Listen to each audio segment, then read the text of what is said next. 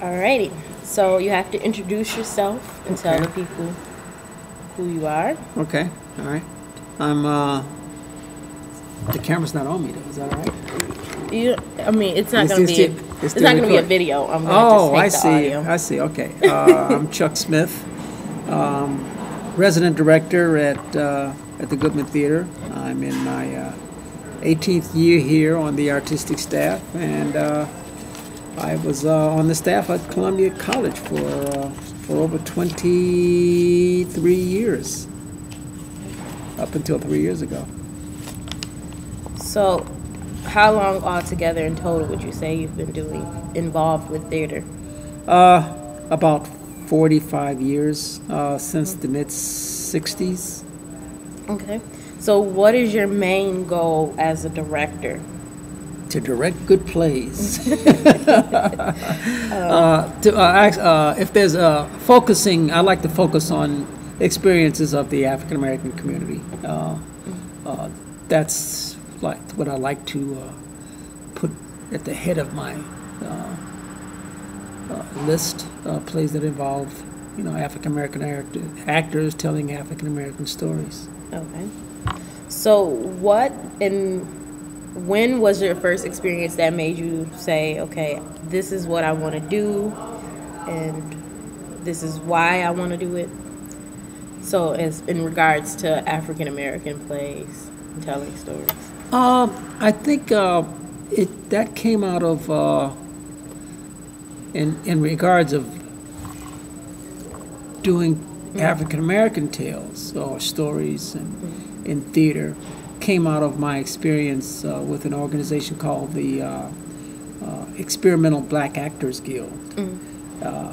X-BAG is what we referred ourselves as. It was my first time working with an all African American theater company, and they were located at the Parkway Community House at 67th and Eberhard, 6700 South Eberhard, which was one of the, in the old days, was one of the old Hull House theater chains. The Hull House had 3 or 4 locations, one at the Belmont and Broadway, which is still a functioning theater. The other one was the Beacon Street Theater on Wilson, where Jackie Taylor is currently located. And the other was on the south side at 6700 South Eberhard. And but when it sort of not be focused and sponsored by the Hull House chain, it kind of lost its, some of its audience. There were audiences coming from all over the city at one time, but we lost half the audience, and then it was in the neighborhood, so it was a predominantly black theater company, and that's when I really got involved in telling the stories of African Americans. And I had been in theater for like about 4 or 5 years at the time, but this was the first time I worked with an all African American company, and I found it very intriguing, and since then I've been focusing on the works of African Americans. Okay. So, I was doing a little investigating, and I only was able to come up with one time that you left out of the city of Chicago. You went to Arizona.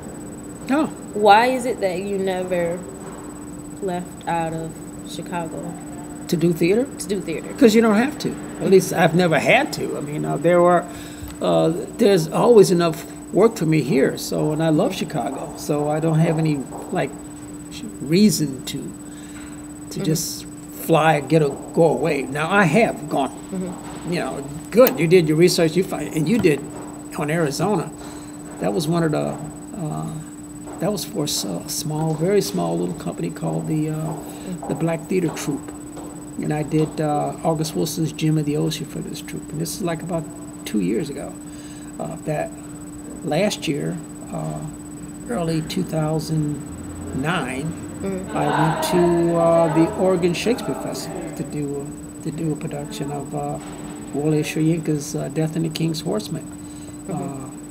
Before that, you might even right before that was the Arizona experience, and then I've been to the Huntington Theater in Boston, where I won the only directing award that I've ever from a major theater company, complex or major city award. But when I took our production of Amen Corner from here to Boston, I've also directed at the Alabama Shakespeare Festival, where I did Blues for an Alabama Sky.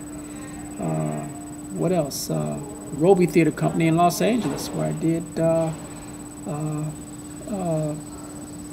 just the baseball play that I like so much, and I can't think of the name of right now. But the last season. But I do go out. I go out quite a bit. I'm on my way out this season. I'm directing at the I'm directing at the Indiana Repertory Company, Charles Smith's new play, that'll be in the spring, and this fall I'm on my way to New York to direct another Charles Smith play that I did here, Knock Me a Kiss. So I get out quite a bit. Okay, so, but Chicago's home? Yeah, Chicago's home. I'm born and raised in Chicago, and I consider myself one of the pioneers of the Chicago theater community, which I love. And so why would you leave someplace that you love if you're working and you're happy? Okay. So did you ever identify with any competition or feel like you had to compete more? Yes, you're in theater. You're always competing. That's good. Theater's part of, you're auditioning when you're an actor. You're auditioning even as a director here at the Goodman. We compete for theater space here. With the other artists. Bob Falls has to juggle our request. This season, fortunately, I told Bob if he wanted to, he could sort of let me slack. I had a lot of projects. I knew these projects were coming up that were out of town, so if he wanted to give me a pass this season, it would be. And he said, "Thank you, Chuck. Thank you," because he said, it's really hard putting all the artists, as many of the artists that are on staff here, the resident directors here, to accommodate them all in one season. He's only done that once. That all of us have done a show as part of the season. Usually somebody gets skipped at least once every 3 years or so. Yeah. Okay. So would you say, since you've been all these places and you've established a home at the Goodman, that you've achieved all of your goals in theater? I achieved my main goal was to be a part of the Goodman artistic staff. Ever since I first worked here as an actor in the early '70s, I've always wanted to be a part of the Goodman Theater. And then, fortunately, 18 years ago, in 1992, I came on board, and that was a dream come true. And I've been living that dream for the past 18 years.